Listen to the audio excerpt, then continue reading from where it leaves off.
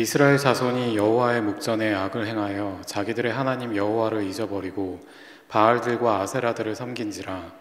여호와께서 이스라엘에게 진노하사 그들을 메소보다미아 왕 구산 리사다임의 손에 파셨으므로 이스라엘 자손이 구산 리사다임을 8년 동안 섬겼더니 이스라엘 자손이 여호와께 부르짖음에 여호와께서 이스라엘 자손을 위하여 한 구원자를 세워 그들을 구원하게 하시니 그는 곧 갈렙의 아우 그나스의 아들 온니엘이라. 여호와의 영이 그에게 임하셨으므로 그가 이스라엘의 사사가 되어 나가서 싸울 때에 여호와께서 메소보다미아 왕 구산 리사다임을 그의 손에 넘겨주심에 온니엘의 손이 구산 리사다임을 이기니라. 그 땅이 평온한 지 40년에 그나스의 아들 온니엘이 죽었더라.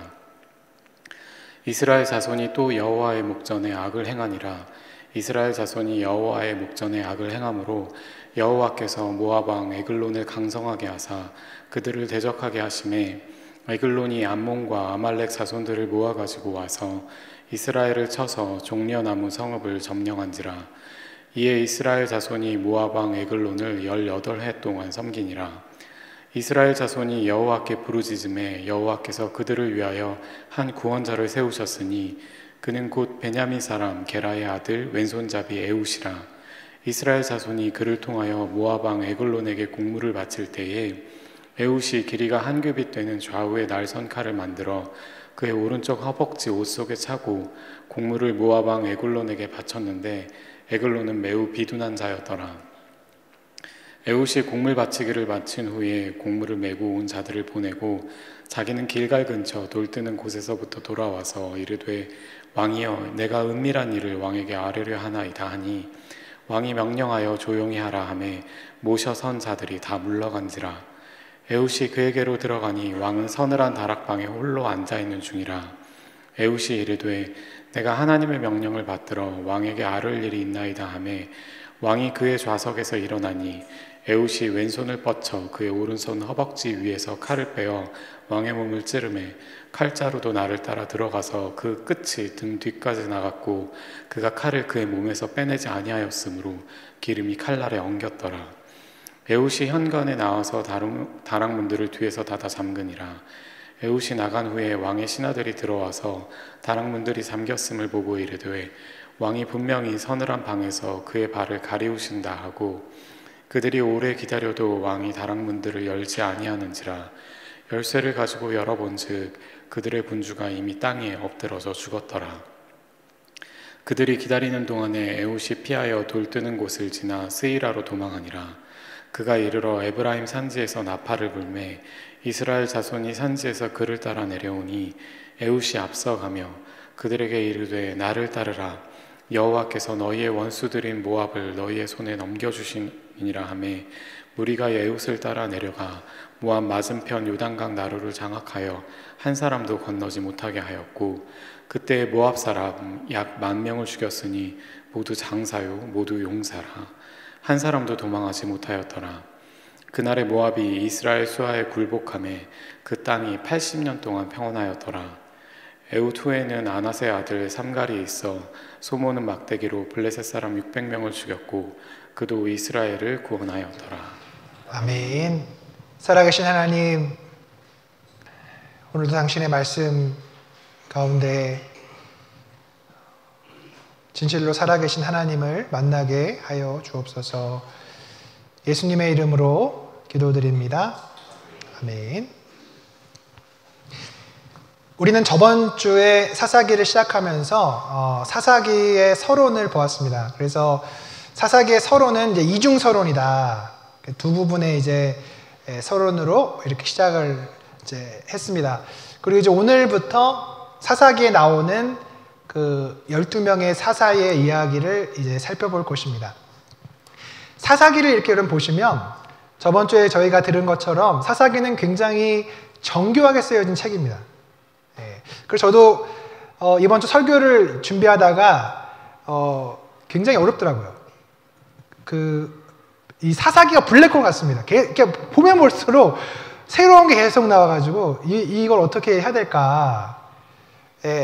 사사기 안에 많은 이제 스토리들이 있는데 우리가 사사기를 읽으면서 이제 길을 잃지 않는 방법은 사사기를 보는 돋보기가 필요한데, 저희가 저번 주에 들었던 그 순환 구조를 이렇게 보면서 사사기의 12사사를 이렇게 보면 조금은 이제 길을 잃지 않는 그런 일들이 이제 있을 것 같습니다.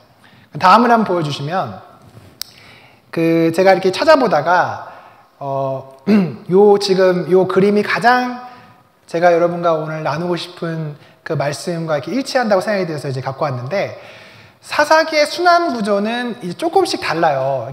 이걸 어떤 포인트를 잡느냐에 따라서 이제 그 포인트를 잡는 게 다른데, 이게 보시면 여기 지금 그림의 포인트는 첫 번째로 하나님을 잃어버리는 거죠. 하나님을 기억하지 못하는 거죠.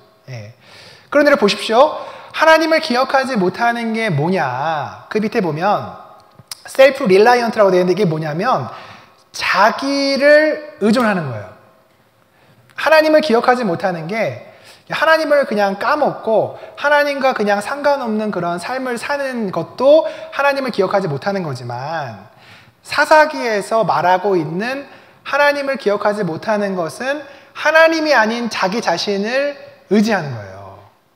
이게 이제 제가 오늘 설교 가운데 이제 뒷부분에서 계속 이제 등장을 할 텐데, 하나님을 의지하고 그분의 말씀을 의지해서 우리의 인생을 경영해 가야 되는데, 우리가 하나님의 말씀이 아닌 우리 자신의 경험과 생각을 의지해서 살기 시작할 때 이 악순환의 첫 번째인 하나님을 잊게 되죠. 하나님을 잊으면 어떤 일이 발생합니까? 하나님을 저버리게 되고 악행을 하게 됩니다. 그래서 하나님이 아닌 다른 우상을 섬기는 게 분명히 하나님이 싫어하시는 일이고 이제 악행인데, 다른 우상을 섬긴다고 하는 그 근저의 뿌리를 보면 그 뿌리가 뭐냐면 자기 사랑이에요. 자기의 탐욕과 자기의 필요를 따라서 자기가 사는 거예요. 그러면 당연하게 하나님을 저버리고 그렇게 하는 행동 자체가 악행이라는 거죠. 사사기는 그 얘기를 이제 계속해서 하고 있습니다. 그래서 하나님을 저버리게 되면 이제 어떤 일이 일어납니까? 하나님께서 곤경을 주시죠. 그래서 이방 민족에게 이스라엘 백성을 팔아 넘기십니다. 그러면 그 압제 속에서 굉장히 어려워요, 이스라엘 백성이. 그래서 굉장히 어려운 이런 그 시간을 지나면서 그들이 하나님께 부르짖죠. 그래서 크라이 아웃인데, 구약 이 사사기의 그 히브리어를 보면 이게 지금 이 크라이 아웃을 회개라고 생각하는 사람도 많아요. 뭐 신학자 중에는 이게 회개다. 물론 이제 회개의 그런 때들이 있었지만, 사사기 히브리서에서 말하는 부르짖음은 그냥 크라이 아웃이에요. 회개라고 하는 단어보다는 우리가 너무 아플 때 소리 지르는 거 있잖아요. 너무 피곤하고 힘들고 어려울 때 울부짖는 거 있잖아요. 너무 힘들어서. 그냥 크라이 아웃이에요. 근데 하나님께서 압제 속에서 울부짖고 힘들어하는 그 크라이 아웃을 들으시고 구원자를 세우시는 거예요. 그래서 그 구원자를 통해서 그들을 구원하십니다. 이스라엘 백성을. 그리고 그 이스라엘 백성이 구원된 이후에 일정 기간의 평화가 찾아오죠. 그리고 나서 그 구원자가 죽어요. 그러면 그 구원자가 죽은 이후에 다시 이스라엘 백성이 하나님을 기억하지 못해요. 그러면서 이게 이제 계속해서 이제 그 악순환 되는 게 사사기에 등장하고, 12명의 사사의 스토리 가운데 6번 등장합니다. 그래서 이 악순환이 계속해서 반복되면서 이 사사기가 진행이 되죠. 그런데 이 악순환이 그대로 진행이 되는 게 아니라 뒤로 갈수록 점진적인 쇠퇴가 일어나면서 이 고리가 막 깨져요, 막. 그러면서 이제 그냥 마지막에는 굉장히 질이멸렬한 상태로 이제 가는 게 사사기의 스토리죠. 우리는 이런 순환 과정 속에서 두 가지를 보게 됩니다. 첫 번째는 인간의 한계죠. 왜 계속 이런 걸 반복할까? 이 고리를 좀 끊고 하나님 정말 원하시는 그 하나님의 언약 백성으로 살아가면 좋을 텐데 왜 그럴까 싶지만 우리의 모습이 그렇잖아요. 우리도 계속해서 어떤 반복되는 또 습관적인 죄 가운데 그것을 끊어내지 못하고 계속해서 가는 그런 모습들이 우리 안에 있죠. 인간의 한 면을 이 사사기의 이 순환 구조 속에서 굉장히 처절하게 보여주죠. 또 한 부분은 하나님의 긍휼과 인자하심이 얼마나 큰지를 보여줍니다. 반복해서 계속 이러한 죄들을 짓고 있음에도 불구하고 하나님은 끊임없이 그들을 용서하시죠. 하나님의 긍휼과 자비와 인자하심이 얼마나 큰지 이 고리를 통해서 우리가 보게 됩니다. 그런데 제가 오늘 이 말씀을 준비하면서 이 고리가 이제 계속 가는데 그 사사기 10장에 하나님께서 이 고리를 끊으려고 하신 적이 있었어요. 그래서 제가 좀 당황했는데 한번 보여주시면 사사기 10장에 이제 입다가 있을 때 이제 상황인데 이스라엘 자손이 여호와께 부르짖어 이르되 우리가 우리 하나님을 버리고 바알들을 섬김으로 주께 범죄하였나이다 라고 하면서 이들이 표면적으로는 회개하는 것처럼 보여요. 하나님 우리가 잘못했습니다. 우리가 바알들을 섬겼습니다. 주께 범죄했습니다. 이렇게 이제 얘기를 하는데 하나님 뭐라고 하세요? 13절을 보시면 너희가 나를 버리고 다른 신들을 섬기니 그러므로 내가 다시는 너희를 구원하지 아니하리라. 가서 너희가 택한 신들에게 부르짖어 너희가 환난 때에 그들이 너희를 구원하게 하라. 하나님이 지금 그 고리에 의하면은 그냥 받아주고 용서해주고 해야 되는데 갑자기 사사기 10장에서 이게 딱 등장한단 말이에요. 이 사람들이 그냥 부르짖은 것도 아니고 회개하고 뭔가 표면적으로 그러죠. 범죄했습니다라고 얘기했음에도 불구하고 하나님이 이제 그렇게 이제 얘기를 해요. 그러니까 15절에 보면 이스라엘 자손이 여호와께 여쭈되 우리가 범죄하였사오니 주께서 보시기에 좋은 대로 우리에게 행하시려니와 오직 주께 구하옵나니 오늘 우리를 건져내옵소서. 다시 이렇게 이제 이야기를 하니까 하나님이 자기 가운데에서 이방 신들을 제하여 버리고 여호와를 섬김에 여호와께서 이스라엘의 공고로 말미암아 마음에 근심했다. 이게 지금 사사기 10장에 이렇게 나와요. 그러니까 우리는 얼핏 보면 하나님이 긍휼하시고 자비하신데 이렇게 가시다가 중간에 용서를 안 하셨나? 그런 생각이 들죠. 이렇게만 보면. 근데 결과적으로는 또 용서하셨어요. 용서하셨어요. 그럼 왜 이러한 장면이 나올까? 내가 다시는 너희는 구원하지 않겠다. 너희가 택한 신들에게 부르짖어 환난 때에 너희를 구원하게 해라. 이렇게 말하는 부분 속에서 우리는 인격적인 하나님을 만나게 되죠. 부모와 자식이 있어요. 그죠? 자녀들은 끊임없이 잘못을 하잖아요. 그런데 부모는 어떻습니까? 자녀를 용서해 줄 수밖에 없죠. 저도 이제 새아이를 키우면서 문득문득 문 밖에 그냥 내놓고 싶을 때가 되게 많죠. 옛날에 단독주택이었으면 벌써 문 밖에 내놨을 텐데 공동주택에 살다 보니 또 경찰에 신고할 수 있잖아요. 그죠? 아동학대다 그래서 그렇게 못하지만 위협하잖아요. 너 갔다가 너 놓고 간다, 뭐 이렇게 한다, 저렇게 한다. 저도 이번에 추석에 부모님 댁에 가면서 애들 뒤에서 싸워요. 가다가 경찰서에 갖다 준다. 여기 고속도로 중간에 내린다. 뭐 별별 위협을 해도 뭐 애들은 계속 싸우잖아요. 그죠? 그러니까 그 위협이 내려주겠다는 게 아니라, 그죠? 얼마나 답답하면 그 얘기를 합니까? 그죠? 우리 부모 입장에서는 아이들이 말을 안 들으니까 이런저런 얘기를 하지만 그렇게 할 수는 없죠. 지금 여기에서 하나님의 내가 구원하지 않겠다, 다시는 구원하지 않겠다. 이게 다시는 구원하지 않겠다는 얘기입니까? 그게 아니고 이스라엘 백성이 너무나도 계속해서 범죄하고 용서해주면 또 범죄하고 이렇게 이 악순환 고리를 끊지 못하니까 하나님이 너무 괴로우신 거예요. 여러분 보세요. 우리가 인생을 살면서 고난이 있을 때 고통스럽잖아요. 그래서 우리가 크라이 아웃 하잖아요. 부르짖잖아요. 어렵다고요. 그런데 하나님도 그러세요. 성경을 보면 하나님은 아무렇지도 않은 분이 아니시더라고요. 하나님도 너무 괴로우세요.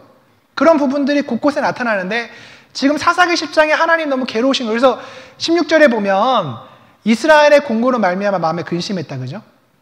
이게 히브리어 원어로 보면 어떻게 되냐면 생명력이 줄어갔다 이렇게 되어 있어요. 우리가 어른들이 그런 얘기 하잖아요. 내가 수명이 너 때문에 지금 한 3개월 줄었다 이런 얘기 하잖아요. 하나님이 그런 표현을 쓰시는 거예요. 이스라엘 백성이 너무나 악행을 하고 용서해줘 또 그렇게 하니까 하나님의 그 영이 줄어간다 이렇게 표현하면서 하나님이 근심하시는 거예요. 그러면서 내가 다시는 너희를 구원하지 않겠다 이렇게 말씀하시지만 또 구원하시죠. 성경에 보면 이런 부분이 많이 나와요. 출애굽기 32장 이렇게 보시면 모세가 시내산에 올라갔을 때 이스라엘 백성이 금송아지 만들잖아요. 하나님이 너무 화가 나셔가지고 모세한테 뭐라고 그러십니까? 내가 이 백성을 다 쓸어버리고 모세 너로부터 다시 시작하겠다. 그렇게 이제 말씀하시니까 모세가 하나님을 설득합니다. 하나님, 만약에 그렇게 하시면 저 애굽 사람들이 뭐라고 말하겠습니까? 이 백성을 광야에 끌어내서 죽이려고 여호와 하나님이 이들을 끌어냈다고 말하지 않겠습니까? 하나님 저들을 용서해 주시고 당신의 긍휼과 자비를 베푸셔서 모세가 그렇게 말할 때 하나님이 용서해 주시죠. 하나님이 그 시내산에서 이스라엘 백성을 쓸어버리겠다고 한 얘기가 정말 쓸어버리겠다고 한 얘기입니까? 그게 아니죠. 하나님은 인격적인 하나님이시기 때문에 진노하시죠. 그리고 우리의 범죄로 우리도 힘들지만 우리보다 더 힘든 분이 하나님이신 거예요. 하나님도 이 사사기의 스토리 속에서 신음하시고 고통하시고 그분도 부르짖으시면서 이 이스라엘 백성을 끝까지 이끌어가는 모습을 보게 됩니다. 이러한 내용이 이 사사기 안에서 계속해서 이제 가고 있습니다. 그래서 우리가 이제 12명의 사사를 이제 오늘 온니엘부터 시작해서 쭉 이제 볼 텐데 다음을 보여주시면 이 지금 사사기의 스토리는 크게 세 부분으로 볼 수 있어요. 그래서 저번 주에 보신 것처럼 서론을 우리가 봤잖아요. 서론. 2개의 서론을 봤습니다. 그래서 타락이죠. 이 악순환의 원인이 뭔지를 이제 사사기 2장에서 계속해서 보여주고 가나안 사람들을 쫓아내지 못했다. 사사기 1장과 2장에 계속 나오잖아요. 그죠? 가나안 사람들과 동거했다. 그러면서 사사기가 이제 어떻게 흘러갈 것인지에 대한 서론 부분이 나왔고 이제 오늘 3장 7절부터 해서 12명의 사사 이야기가 나오죠. 그래서 이 12명의 사사 이야기는 이 악순환의 저주가 어떻게 흘러가는지 어떻게 점진적으로 계속해서 가면서 쇠퇴해 가는지를 보여주면서 비록 이게 정말 어렵지만 이 사사기의 12명의 사사 이야기를 통해서 가나안인들과 전쟁을 벌여요. 그래도 전쟁을 벌여요. 그러다가 12명의 사사 이야기가 끝나고 17장부터 21장까지는 악순환이 고착이 되어버립니다. 그러면서 이스라엘 백성이 가나안인처럼 살아가요. 네, 이게. 그래서 여러분 그 사사기의 이야기들을 우리가 읽으면 굉장히 낯뜨겁고 고통스럽고 아니 무슨 성경에 이런 얘기가 있지? 할 정도의 이야기들이 사사기 17장에서 21장 사이에 몰려 있습니다. 그래서 그 레위인의 첩 사건 나죠. 그죠? 레위인의 첩이 강간을 당해서 레위 그 사람이 그 시신을 토막내서 12지파에 보내잖아요. 막 그 토막 살인 사건 얘기 나오고, 그죠? 그래서 또 전쟁이 일어납니다. 베냐민 지파와 나머지 지파 가운데 전쟁이 일어나서 베냐민 지파가 멸족될 뻔하잖아요. 막 그런 얘기가 이 마지막 그 17장에서 21장에 나타나면서 이스라엘 백성이 가나안에 들어가서 이제 마지막에는 완전히 그냥 가나안인들처럼 완전히 그냥 도덕적으로 다 무너져 버리고 저들이 그냥 그렇게 살아가고 있는 그 모습을 사사기 속에서 보여주죠. 이 사사기의 패러다임이 여러분 우리들의 모습과 많이 닮아있지 않습니까?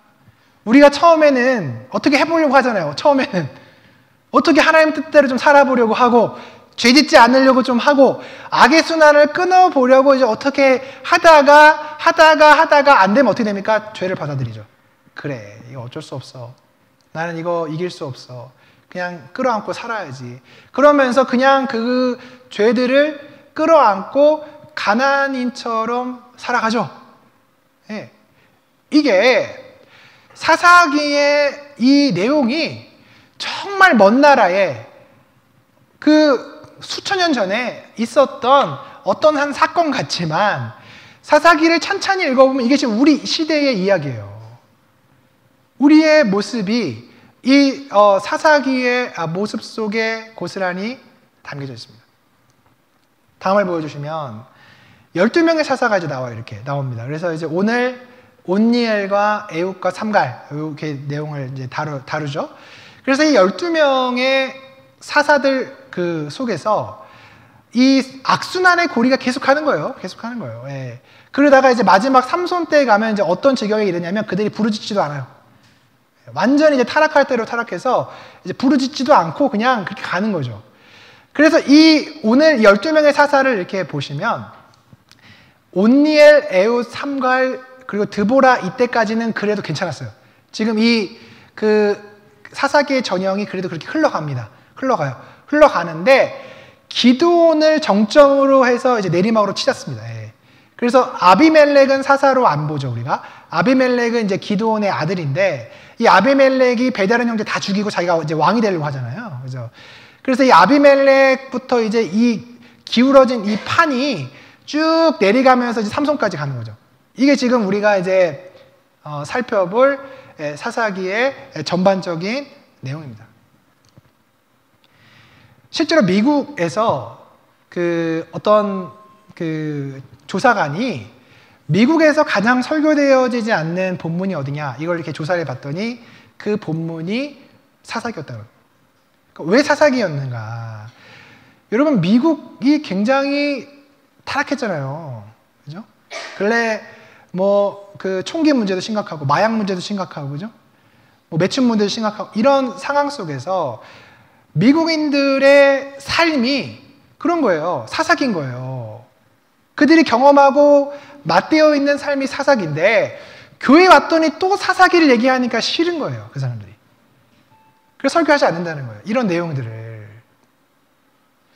우리도 사사기를 보면서 뜨악하죠. 아니 무슨 이런 내용들을 계속해서 이렇게 나올까. 입다 얘기 보면 입다가 자기가 승리하면은 자기 딸을 드리겠다고 해서 자기 딸을 이렇게 죽이잖아요. 이런 내용들을 이렇게 사사기를 쭉쭉쭉 이렇게 보면 우리도 너무나 막 힘들어요. 그래서 어떤 분은 이 사사기의 하나님과 이 신약의 하나님이 너무 다르다. 신약의 하나님은 자기의 아들 예수 그리스도를 이 땅에 보내서 죽기까지 우리를 사랑하시는데 아니 이 사사기는 도대체 이렇게 폭력과 폭행과 성범죄와 이런 엄청난 이런 범죄가 나타나는 그런 상황 속에서 하나님은 왜 자꾸 화만 내시냐 이렇게 하면서 사사기를 읽는 것을 꺼려하는 그런 분도 많습니다. 그러나 사사기는 우리의 이야기죠. 우리의 이야기죠. 그리고 이러한 가나안에서 가나안 사람들의 생각을 쫓아서 살고 있는 우리를 끊임없이 용서하시고 끊임없이 같이 아파하시는 하나님의 이야기죠. 이게 멀리 있는 얘기가 아니더라고요. 이 이야기를 우리가 읽으면서 우리 속에서 끊임없이 이 사사기의 이야기들이 반복되고 있다는 것을 우리가 경험하게 됩니다. 오늘 우리가 살펴볼 온니엘과 에웃과 삼갈은 그래 순조로운 출발이었어요. 이 사람 순조로운 출발입니다. 근데 제가 이제 원래는 온니엘만 다루려고 했는데 이 3장을 쭉 읽어보니까 온니엘과 에웃과 삼갈이 이렇게 연결이 돼 있어요. 그래서 온니엘만 다루려고 하다가 제가 이 3명을 다 들고 왔습니다. 근데 여러분 온니엘과 이제 에웃이 굉장히 오늘 이 본문 가운데 대조가 돼요. 온니엘은 유다 지파 사람이었거든요. 그리고 에웃은 베냐민 지파 사람이죠. 사사기 1장을 보면 여호수아가 죽었을 때 이스라엘 백성이 하나님께 여쭤보잖아요. 하나님 이제 누가 올라갑니까? 그랬을 때 하나님이 유다 지파가 올라가라. 그래서 1장의 스토리를 보면 1장에 유다 지파가 싸우는 얘기가 되게 많이 나와요. 그들이 이제 올라가서 계속해서 막 싸우고 막 이런 장면이 나오거든요. 근데 1장의 뒷부분을 가보면 뒷부분에 베냐민 지파가 갑자기 딱 등장하는데 이 베냐민 지파가 어떻게 등장하냐면 그들이 쫓아내지 못했더라. 그러니까 나름 12지파 중에서 유다 지파는 우등생이었어요. 그런데 12지파 중에서 특별히 열등생으로 나오는 게 베냐민 지파예요. 베냐민 지파. 그리고 사사기 전체 내용을 보면 마지막에 그 12지파 안에 내전이 일어나서 베냐민 지파가 멸족될 뻔하잖아요. 그죠? 그래서 이 베냐민 지파가 12지파 중에 아픈 손가락인 거예요. 그러니까 우리는 이러한 그 상황들을 이해하고 사사기를 읽으면 이게 딱 들어오죠. 그죠? 아, 이게 지금 사사기 저자가 처음에 이제 이 부분을 이렇게 시작하면서 온니엘과 에웃을 대조하면서, 그죠? 예. 하나님이 어떤 사람들을 사용하셔서 지금 이런 사사기 시대를 이끌어 가는지가 선명하게 보이죠. 하나님은 온니엘과 같은 모범생도 사용하시죠. 예, 정말 유다 지파의 혈통 좋은 흠이 없는 이런 온니엘도 사용하시지만 또 저 베냐민 지파의 그는 또 왼손잡이에요. 그죠? 예, 비주류입니다. 비주류. 이 왼손잡이의 비주류를 사용하셔서 그 하나님의 나라의 이야기를 써내려가고 있다는 것은 우리에게 시사하는 인사이트가 굉장히 크죠. 우리는 온니엘 같은 사람만 하나님이 사용하실 것 같지만 하나님은 에웃 같은 사람도 들어서 쓰시면서 하나님의 그 일들을, 하나님의 그 이야기들을 써내려고 하고 있다는 것은 우리가 여러분 한번 생각해 보면서 참 그렇다면 하나님이 나도 사용하실 수 있겠다, 이런 격려와 위로를 받게 됩니다. 그래서 이러한 그 순환 구조 속에서 이 사사기의 이야기들을 우리가 이렇게 쭉 보면서 하나님이 어떻게 이 지금 그 이스라엘, 범죄한 그 이스라엘을 데리고 가시는지 우리가 이제 보게 되는 것입니다. 그래서 여러분 제가 이게 내용이 굉장히 방대해요. 방대해서 제가 이번 주에 이렇게 막 이렇게 준비하다가 이제 이게 너무 복잡해서 막 고민을 하다가 이제 어젯밤에 표에 넣었어요. 저는 표를 너무 사랑합니다. 그래서 정리가 딱 됐어요. 그래서 이거 막 어떻게 하다가 이제 밤에 표에 넣었는데 표에 보시면 그 앞에 1, 2, 3, 4가 있죠. 그죠? 그래서 이 1, 2, 3, 4가 어디서 왔냐면 그 맨 앞에 그 박스에, 음영이 있는 박스에 사사기의 순환 구조가 있잖아요. 그래서 거기 1, 2, 3, 4가 있잖아요. 그죠? 그 1, 2, 3, 4를 따라간다는 거예요. 이렇게. 그런데 흥미로운 것은 3과 1, 2, 3이 생략됐어요. 그냥. 그리고 4만 나와요. 4만. 그래서 하나님이 지금 이 하나님의 나라의 일들을 경영해 가시는데 제가 사사기를 보면서 너무 놀라는 것은 예측이 불가능해요. 예측이 불가능해요. 여러분 우리 인생이 그렇지 않습니까? 예측이 안 돼요. 이럴 것 같잖아. 이렇게 이 정도 되면 하나님이 이렇게 하실 것 같고 하나님이 이런 사람 쓰실 것 같고 하나님이 나를 이렇게 인도하실 것 같다고 생각이 들지만 여러분 여러분의 예측은 백해무익합니다. 제가 사사기를 이렇게 보면서 야 이게 생각하지 못한 그러한 부분으로 따라가면서 하나님이 이런 분이구나. 우리가 인생을 살아가면서 어려운 부분이 뭐예요? 우린 자꾸 예측하거든요. 우리는 어떤 부분을 기대하고 이 정도 되면 이렇게 될 거라고 자꾸 생각을 하면서 가는데 그게 안 되잖아요. 여러분의 인생을 정말 하나님 안에서 편하게 살아가는 방법은 딱 한 가지입니다. 예측하지 마시고 그분이 끌고 가시는 게 가장 맞죠.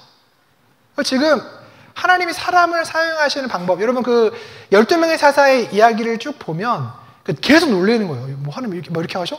이렇게 하셔? 이렇게 하셔? 그리고 삼갈이라고 하는 사람은 제가 이따가 또 말씀드리겠지만 이 사람은 이스라엘 사람이 아닌 것 같아요.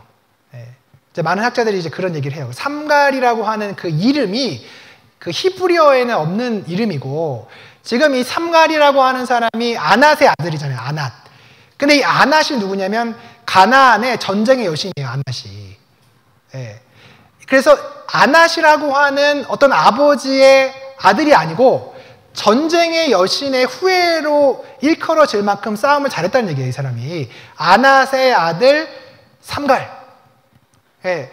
그러면 이스라엘 사람도 아닌 사람을 또 하나님이 사용하신 거잖아요. 앞에 또 그 세 가지를 생략하시면서 이 사람을 또 사용하셔서 아낫의 아들 삼갈도 블레셋 사람 600명을 죽였더라. 이 얘기가 지금 이 3장에 나오는 걸 보면 굉장히 여러분 예측 가능한 범위를 벗어나서 하나님이 놀랍게 일하고 계시다는 것을 우리가 경험하게 됩니다. 그래서 저는 이 세 사람을 보면서 그 생각을 했어요. 온니엘은 우등생이다. 이 사람은 혈통도 좋고 오늘 이렇게 이 순환 구조를 보면 이 사람이 정말 그 순환 구조에 딱딱딱딱 맞게 하나님께 쓰임을 받아요. 그래서 이 온니엘은 모험생이에요. 그리고 에훗은 열등생이에요. 이 사람은 왼손잡이잖아요. 이 지금 성경에서 말하는 이 왼손잡이는 비주류예요. 우리가 성경을 보면 하나님의 강력을 표현할 때 하나님의 오른손이 너희를 돕겠다 이렇게 나와요. 하나님의 왼손이 너희를 돕겠다 이게 없어요. 오른손이라고 하는 것은 이 히브리인들에게는 강력함의 상징이거든요. 그러니까 오른손이 굉장히 중요하죠. 그리고 여러분 베냐민 지파가 어떤 지파입니까? 베냐민이라고 하는 뜻이 오른손의 아들이라는 뜻이잖아요. 지파 이름이 오른손의 아들인데 얘는 왼손잡이인 거예요. 이게 굉장히 재밌죠, 그죠? 그리고 히브리어 원문에 보면은 왼손잡이라고 되어 있는 게 아니라 오른손이 묶인 에훗 이렇게 나와요. 오른손에 제약이 있는 에훗 이렇게 나와요. 베냐민이라고 하는 오른손 지파에 오른손이 묶인 이 에훗을 통해서 하나님이 일하고 계시다. 에훗이라고 하는 열등생을 통해서 또 하나님이 일하세요. 삼갈은 전학생이에요. 이 사람 이스라엘 백성이 아니에요. 제가 딱 이게 너무 재밌는 거예요.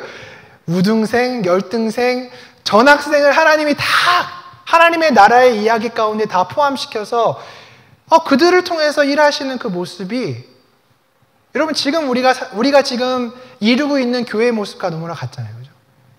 교회에 모여있는 사람들이 어떻습니까? 너무 다양하죠. 그죠? 너무 다양해요. 많이 배운 사람도 있고 많이 못 배운 사람도 있고 건강한 사람도 있고 건강하지 않은 사람도 있고 어린아이도 있고 노인분도 계시고 너무나 다양한 사람들이 모여 있지만 하나님은 이 모든 사람들을 사용하셔서 하나님의 나라를 이루어가고 계시죠. 그래서 제가 사사기 3장을 이렇게 읽으면서 이 세 사람을 다 이렇게 가져와야 되겠다. 그리고 이제 이 순환 구조를 보면 순환 구조 마지막에 어떻게 끝나냐면 그 사사가 죽었더라 그러면 그 순환 구조가 끝나요. 그런데 이 삼갈은 에훗이 죽기 전에 에훗이랑 같이 활동을 또 해요. 그 삼갈이 언제 죽냐면 에훗이 언제 죽냐면 사사기 4장 1절에 죽습니다. 드보라 이야기가 시작될 때. 예, 그래서 사사기 저자는 삼갈을 에훗의 스토리 밑에 딱 붙여놓은 거예요. 이렇게 붙여서 같이 가도록. 그래서 온니엘과 에훗과 삼갈을 보면서 이 모범생과 열등생과 이 전학생을 보면서 야 하나님이 이렇게 사람들을 사용하시는데 나 같은 사람 사용하지 않겠느냐 이렇게 결론을 맺으면 오늘 설교를 끝내도 무방하다. 하지만 또 지금 끝낼 수는 없죠, 그죠? 하나님의 그 경륜이 여러분 우리가 이제 12명의 사사를 계속 볼 텐데 그렇잖아요. 지금 이 사사들 3명 사사 다음에 나오는 사사 드보라는 여자예요. 이것도 또 충격적인 거죠, 그죠? 앞에도 지금 이 3명이 너무나 대조되는데 또 그 다음에 또 여자가 등장해요. 여사사를 통해서 이스라엘을 구원하죠. 그러니까 이게 여러분 12명을 쭉 보면 계속해서 그래요. 하나님의 선택이 우리의 예측 가능한 범위 안에서 움직이는 것이 아니라 완전히 새로운 그런 포맷으로 우리를 움직여 가세요. 우리의 인생을 보면 우리가 정말 해야 될 것은 하나님을 기대하는 것 같아요. 저는 하나님을 기대하는 것. 우리는 우리가 예측하지 못한 상황들이 오니까 너무 당황하잖아요. 그죠? 우리 예측한 상황이 아니잖아요. 지금 이런 상황들이 너무 당황스럽고, 내가 예측한 대로 우리의 라이프가, 그 삶이 돌아가지 않으면 우리는 그냥 막 절망하고 막 힘들어하고 막 그러지만, 사사기 스토리를 보면 하나님은 워낙 예측 불가능하게 일하시는 분이거든요. 중요한 게 뭡니까? 하나님을 의지하고 그분을 신뢰함으로 가는 거죠. 하나님이 어떻게 우리를 인도하시든 우리의 생각과 우리의 의지를 내려놓고 하나님이 우리를 인도해 가시는 그대로 순종하면서 가는 게 우리가 정말로 가야 될 삶인 거예요. 근데 우리가 그 부분에 있어서 실패하기 때문에 끊임없이 이 악순환의 고리를 끊지 못하는 것입니다. 오늘 온니엘의 이야기를 보면 이게 지금 전형적인 그 스토리를 시작해요. 그 이스라엘 백성이 하나님을 기억하지 못하고 악을 행하는 그 부분을 시작됩니다. 그래서 악을 행하여 여호와를 잊어버리고 바알들과 아세라들을 섬겼다. 다음 보여주시면 이게 지금 그죠?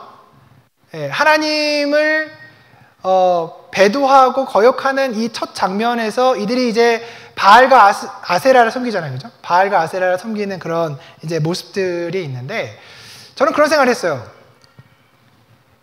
가나안에 많은 신들이 있는데 왜 굳이 바알과 아세라를 그들이 섬기는 거에 하나님이 저렇게 진노하실까?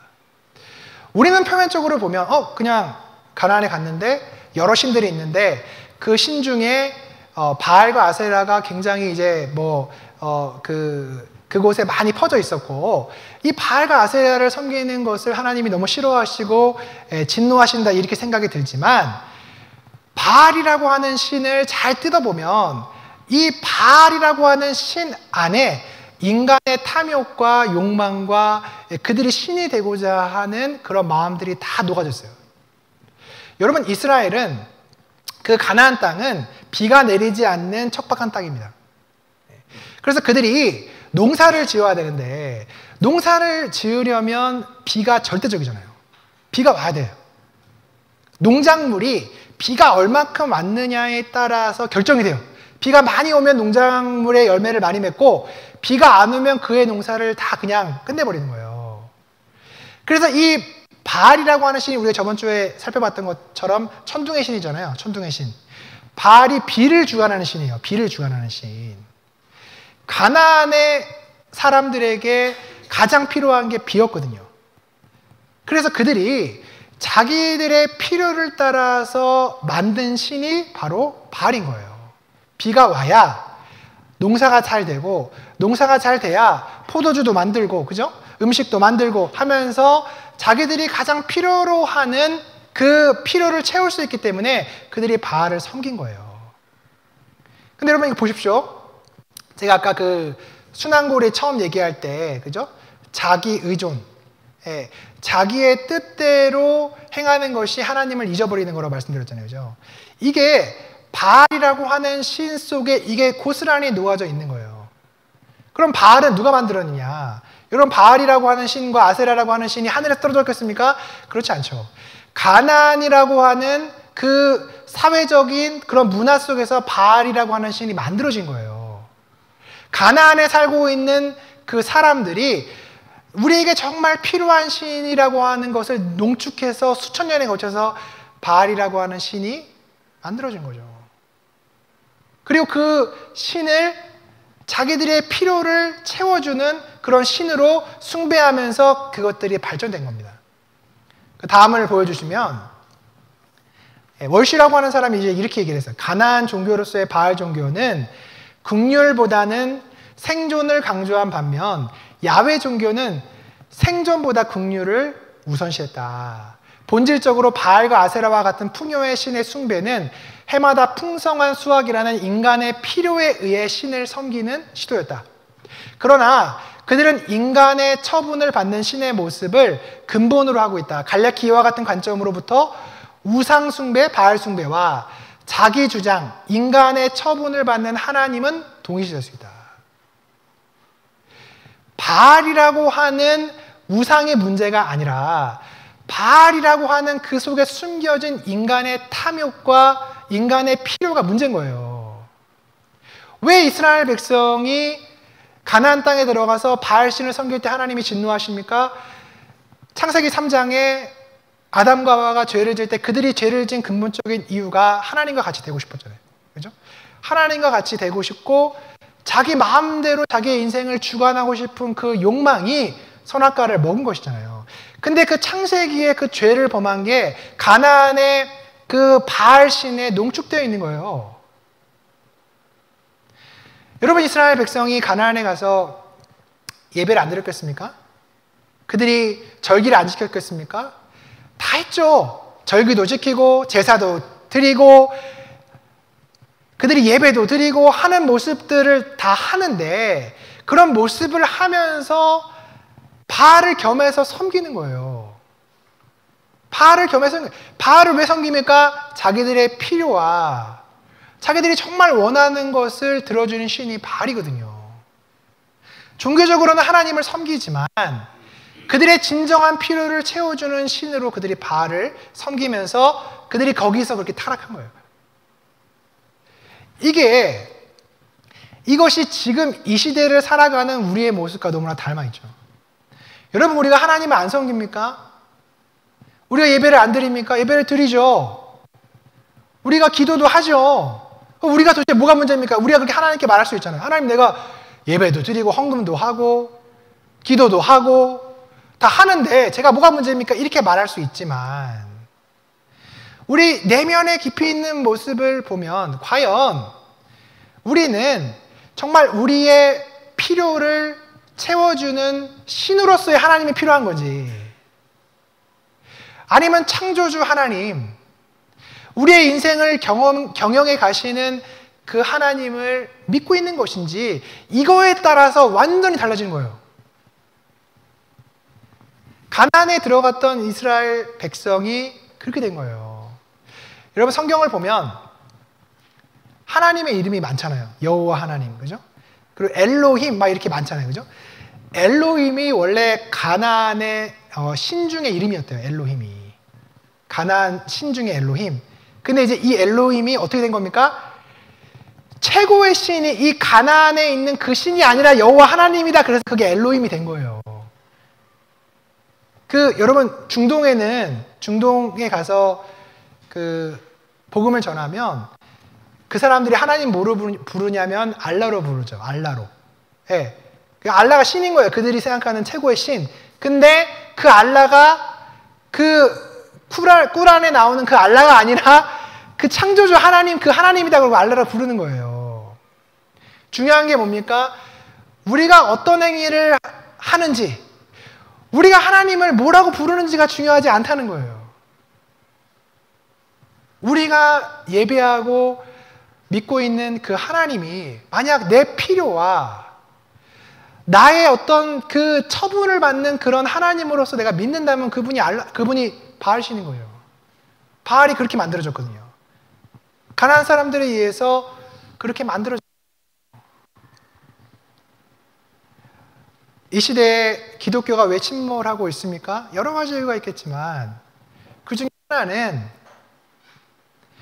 하나님으로서의 그 하나님을 우리가 신뢰하고 믿고 하나님의 그 언약의 말씀을 따라서 우리의 인생이 가야 되는데 우리가 종교 행위를 하고 있지만 우리의 필요에 따라서 하나님을 만들어서 그 하나님을 따라가니까 여러분, 그것이 정말 하나님이 원하시는 하나님이 아니잖아요. 포장지는 하나님이지만 하나님이 진노하시는 거예요. 이 바알이라고 하는 그 이름 속에 여러분, 그게 너무나 뿌리 깊게 박혀서 저는 이 사사기 말씀을 보면서 너무 놀랬던 것은 사사기가 지금 우리의 모습인 게 너무 놀라운 거예요. 진짜 우리의 모습이네? 우리도 하나님 믿는다고 하지만 바알을 믿고 있네? 내 모습도 정말 하나님의 그 언약을 따라가고 하나님의 그 긍휼하심을 따라가는 게 아니라 이 세상의 생존. 여러분, 이 시대의 화두는 생존이고 인간의 필요잖아요. 인간의 필요와 그 생존에 맞춰서 우리의 인생을 살아가고 있는 그런 모습을 볼 때 놀라지 않을 수가 없죠. 그래서 이 시대는 진실로 사사기의 시대인 것입니다. 저는 이 월시라고 하는 사람의 이 얘기가 되게 너무 공감이 되더라고요. 바알 종교는 생존의 종교다. 생존. 그런데 야훼 종교는 국률의 종교다. 국률이라고 하는 것은 여러분 생존이라고 하는 이슈가 있으면 누가 국률을 베풀겠습니까? 지금 내가 죽게 생겼는데 누구를 지금 그죠? 누구를 도와주겠어요? 그냥 나라고 하는 그게 굉장히 강력하게 그냥 우리를 지배하는 그런 세상인데 하나님은 긍휼의 하나님이시죠. 우리가 정말 하나님 말씀을 보면서 우리의 인생의 방향을 정해야 되는 것은 그분의 말씀이잖아요. 근데 여러분 그분의 말씀을 잘 이렇게 묵상하다 보면 얼토당치 않은 게 많아요. 지금 내가 지금 이런 상황인데 지금 내가 지금 이런 상황인데 지금 저도 그런 한탄을 많이 저도 애가 셋이니까 어제 힘든 거예요. 지금 이런 상황인데 지금 무슨 그저 하여튼 우리가 지금 내가 지금 이렇게 사는데 무슨 그게 되냐. 그건 맞는 말이에요. 그죠? 내가 곧 굶어 죽게 생겼고 내가 지금 이렇게 힘들고 내가 어려운데 무슨 하나님 나라를 꿈꾸고 내가 무슨 하나님께 쓰임을 받고 그렇게 할 수 있냐. 그렇게 말하는 건 너무나 인간적으로 납득은 됩니다. 그런데 하나님은 우리가 그런 상황 속에서 하나님을 신뢰함으로 말씀을 의지해서 우리가 긍휼을 베풀기를 원하시는 거예요. 이게 어려운 거예요. 상황이 다 갖추어지고 어떤 일을 할 수 있으면 그게 뭐가 어려워요. 돈도 많고 환경도 좋고 자 복음운동 합시다. 전도도 하고 어려운 사람 도와주고 아픈 사람 구제하고 그게 왜 힘들겠습니까? 풍성하면은 있는 거 가지고 그냥 하면 되잖아요. 그런데 하나님은 어려운 가운데 환경이 안 되고 여러 가지 이런 상황 근데 안 될 것 같은데 자꾸 긍휼을 베풀려고 합니다. 자꾸 믿음으로 당신을 따라오라고 합니다. 네, 언약을 믿으라고 해요. 지금 바뀐 게 아무것도 없는데 하나님의 언약을 붙들라고 해요. 이게 어려운 일이잖아요. 우리도 그러한 기로에 서 있어요. 제가 1부 때 이러다가 이제 본론을 되게 급하게 끝냈는데 오늘도 또 지금 2부 때 안 그러겠다고 했는데 다시 흥분해서 이렇게 됐는데 오늘 이러한 상황 속에서 하나님은 온니엘과 에웃과 삼갈이라는 사람을 통해서 이렇게 많이 타락해 있는 이스라엘 백성을 포기하지 않고 그들을 그래도 이끌어 가시는 거예요. 한 명 한 명을 세우셔서 그 사람들을 통해서 이끌어 가시는 거예요. 우리가 잠깐 특징만 좀 살펴보면 온니엘이라고 하는 사람은 제가 초반에 말씀드린 것처럼 이 사람은 정말 사사 중에 사사고 전형적인 사사입니다. 그래서 그 사사기 3장 6절을 보면 이스라엘 백성이 가나안 땅에 가서 이스라엘 백성끼리 혼인하지 않고 가나안 족속과 혼인하잖아요.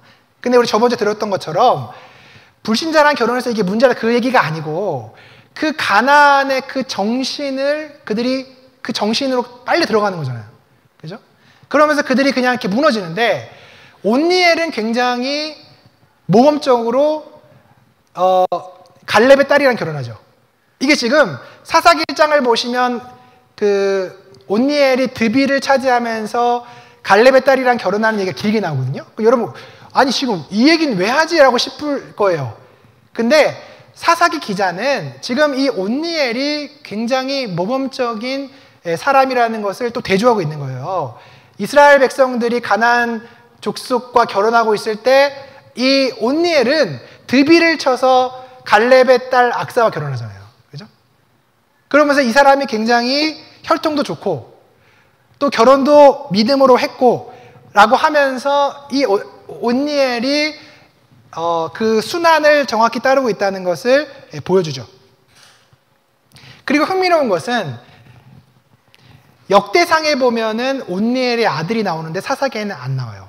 여러분 사사기 그 12사사를 우리가 쭉 보면 뒷부분에 이제 문제가 어디 생기냐면 아들들을 많이 낳으면서 문제가 엄청 생기거든요. 이게 완전히 그냥 사사들이 막 첩을 두고 아들을 막 30명씩 낳으면서 그 안에서 막 문제가 생기잖아요. 기드온도 아들을 낳고 그 많은 아들 중에 아비멜렉이 나머지 배다른 형제 다 죽여버리는 거잖아요. 자기가 하려고. 그런데 이 온니엘은 아들이 있었음에도 불구하고 사사기에는 또 기록이 안 돼 있어요. 그리고 이 온니엘은 매장지에 대한 기록이 없어요. 그냥 죽은 거예요. 그렇게 하나님께 온전히 쓰임을 받고 그가 그렇게 죽죠. 여호와의 영이 임해서 이스라엘의 사사가 돼서 그 땅을 구원하고 그가 죽었다. 굉장히 짧은 구절 속에 온니엘이 긍정적인 측면으로 등장을 합니다. 그런데 온니엘이 우리가 눈여겨봐야 될 것은 사사기 1장도 그렇고 3장도 그렇고 온니엘의 독백이 없어요. 흥미롭죠? 온니엘이 말하는 부분이 없어요. 사사기 1장에 누가 말합니까? 온니엘의 아내가 되는 악사가 얘기를 해요. 셈을 달라고. 온니엘은 아무 말도 안 해요. 그러니까 전형적인 사사의 모습은 뭐예요? 아무 말도 하지 않고 그냥 하나님께 딱 쓰임을 받고 죽는 거예요. 야, 이게 지금 대표적으로 지금 딱 드러나는 사사의 모습 속에서 드러나죠. 여러분은 어떤 모습, 여러분의 인생이 어떤 모습과 닮아 있는지 한번 보세요. 아, 내가 온니엘의 모습과 닮아 있다. 그럼 여러분, 우리가 가야 될 방향은 뭡니까? 조용히 하나님께 쓰임 받고 사라지는 거죠. 그게 하나님이 정말 이 사람을 사용하시는 방법이었어요. 두 번째 사사인 에훗의 특징이 뭐냐면 아까 말씀드린 것처럼 이 사람은 열등생이었습니다.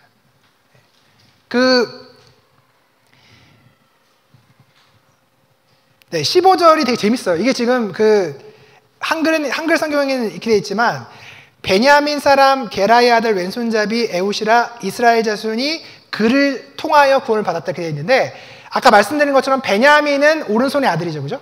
오른손의 아들의 지파 사람 게라의 아들 왼손잡이인데 히브리어에는 오른손에 제약이 있는 게 써있거든요.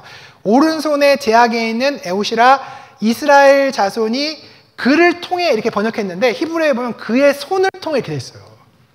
그러니까 지금 오른손이 계속해서 반복되면서 지금 이 사람은 어떤 이유인지는 모르겠지만 오른손에 장애가 있었는지 아니면 왼손에 어떤 그 무기를 쓰기 위해서 오른손을 이렇게 묶어서 왼손을 강화한 어떤 전사인지는 모르겠지만 왼손잡이는 이 시대의 비주류고 뭔가 이 시대에서 이렇게 큰 일을 할 수 없는 그런 사람인데 하나님이 이런 열등생을 통해서 하나님의 일을 하시는 거예요. 그리고 에글론과 에훗의 스토리를 보면 굉장히 흥미로운 게 온니엘과 에훗이라고 하는 사사는 별로 반복이 안 되고 도리어 그들을 압제한 그 나라 사람이 더 막 이렇게 나와 있어요. 그래서 에훗 스토리에도 봐도 이 모압왕 에글론이 굉장히 막 나오잖아요. 그죠? 이 사람을 막 비둔한 자다. 이 사람이 어떻게 여리고를 차지했는지, 이 사람이 어떤 사람이었는지 막 나오잖아요. 그죠? 예. 그런데 이 대단한 에글론이 왼손잡이 에훗에 의해서 한 방에 죽는 장면이 나와요. 그러니까 하나님이 우리가 인생을 살아가면서 여러분 우리를 정말로 어렵게 하는 사람들이 있잖아요. 우리가 어떻게 감히 해볼 수 없는 그런 벽과 같은 존재로 맞닥뜨리는 그런 상대를 우리가 볼 때는 정말 대단하지만 하나님은 그것을 비웃으시고 그것을 그냥 무너뜨린다는 것을 에훗의 스토리 가운데 이야기하고 있습니다. 그리고 개역개정에는 에글론이 칼에 찔렸을 때 에훗에 의해서 그 사람이 똥이 나와요. 원래 히브리어 본문에는 그가 찔렀을 때 똥이 나왔다 그 얘기가 있어요. 근데 개역개정에는 번역을 안 했어요. 빼버렸어요. 왜 뺐냐? 제가 상상하기에는 이 성경을 번역할 때 이 한국의 유교적인 문화에서 도저히 못 번역한 게 아닐까 이게. 아니 이게 지금 사사기 번역하는 것도 되게 힘들었을 거예요. 사람들이 뭐 이런 일이 있다고? 근데 칼로 찌르는 것도 그런데 똥이 나왔다 이러니까 이거 어떻게 성경에 이런 기록할까 해서 뺀 것 같아요. 제 추측으로는. 근데 원문에는 있어요. 그래서 왜 그 에글론의 부하들이 밖에서 기다립니까? 왕이 대변을 보는 줄 알았던 거예요. 냄새가 나니까. 그래서 밖 기다린 거예요. 하나님이 지금 이런 스토리를 이렇게 쭉 써가면서 너무 이게 웃긴 얘기잖아요. 아니 지금 이렇게 그 18년이나 이 이스라엘을 완전히 그냥 압제해서 그냥 그들을 눌러놨던 그 나라에 그 왕이 그냥 성경이 말하는 것은 그냥 똥덩어리라는 거예요. 아무것도 아니라는 거예요. 내가 행할 때 이들이 아무것도 아니라는 것을 하나님이 보여주는 사건이 에웃이죠. 그리고 여러분 만약 나는 장애가 많고 나는 부족한 게 많고 나는 어려운 게 많다. 그럼 여러분 에웃을 잘 묵상해 보십시오. 하나님은 이 에웃을 통해서 하나님의 그 구원을 이루어 가시죠. 그리고 마지막 사람이 삼갈인데 아까 말씀드렸던 것처럼 이 사람은 이스라엘 사람이 아닌 것 같아요. 용병이었던 것 같아요.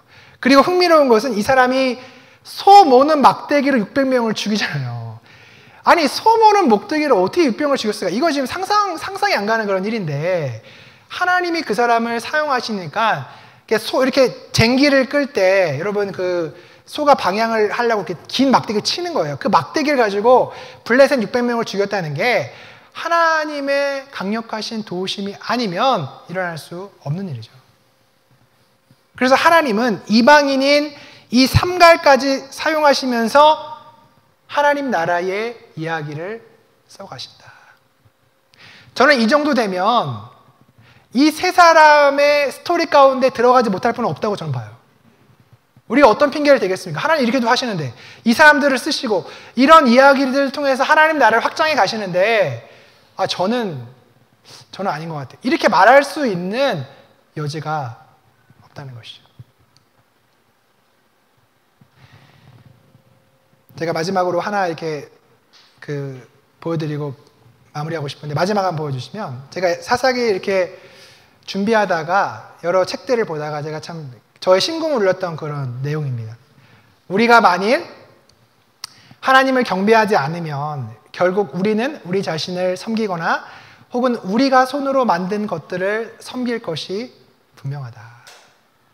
저는 이분의 이 글이 너무나 마음에 와닿았어요. 여러분 세상의 신은 우리가 만들어낸 신입니다. 우리는 여러 가지 세상의 신들을 섬기죠. 우리의 필요에 따라서. 우리는 어찌 보면 그럴 수 있어요. 아니 사사기를 보면서 뭐 이렇게까지 하나님 뭐 진노하시고 이렇게 어려움 주시고 하실 필요가 있을까? 그냥 적당한 선에서 하나님 섬기고 그렇게 하면 어떨까 싶지만 여러분 그 순환의 사이클이 왜 돌아갑니까? 오직 여호와 하나님을 섬기지 않는다면 그 외에 다른 것들은 다 우리를 섬기게 될 거라는 거예요. 저는 이 말이 너무 동의가 되더라고요. 왜 하나님밖에 없느냐? 아니 하나님도 좀 섬기고 다른 부분도 좀 이렇게 하면 어떨까? 이렇게 볼 수 있지만 우리는 워낙 그렇게 될 수 있는 존재가 아니에요. 하나님이 우리를 그렇게 만드신 거예요. 하나님만을 섬기고 하나님의 긍휼과 하나님의 언약 안으로 들어갈 때 우리가 비로소 사람다운 삶을 살 수 있도록 하나님 만드신 거예요. 피할 길이 없습니다. 피할 길이 없어요. 피할 길이 있으면 어디 좀 다른 데 가서 할 텐데 피할 길이 없어요. 우리가 진실로 평안과 안식을 찾을 수 있는 곳은 하나님밖에 없습니다. 여러분 왜 우리가 이렇게 어렵습니까? 왜 우리에게 평안이 없습니까? 왜 우리가 이러한 시대 속에서 부르짖고 있습니까? 오늘 우리가 이 시간에 다시 하나님께 돌아가서 정말 하나님이 나의 창조자시고 내가 그 하나님만을 믿기로 선택하고 고백하면서 또 우리 중에 그런 분들 계실 거예요. 하나님 좀 잘 모르겠어요. 어떻게 하나님만을 믿을지 잘 모르겠어요. 여러분 그런 분이 계시다면 오늘 좀 같이 기도했으면 좋겠어요. 하나님 저에게 알려주십시오. 당신만을 섬기고 당신 안에 그 참된 평화를 내가 누리기를 원합니다. 좀 기도했으면 좋겠고 또 여러분 오늘 말씀을 들으면서 내 안에 있는 탐욕과 내 안에 있는 그런 피로들이 또 다른 신을 만들었다면 우리가 좀 하나님께 회개했으면 좋겠어요. 하나님, 내가 탐욕으로 그렇게 당신을 만들고 당신을 섬겼습니다. 내가 이제부터는 정말 하나님이신 당신을 온전히 섬기기 원한다고. 우리 시간 좀 같이 기도하도록 하겠습니다.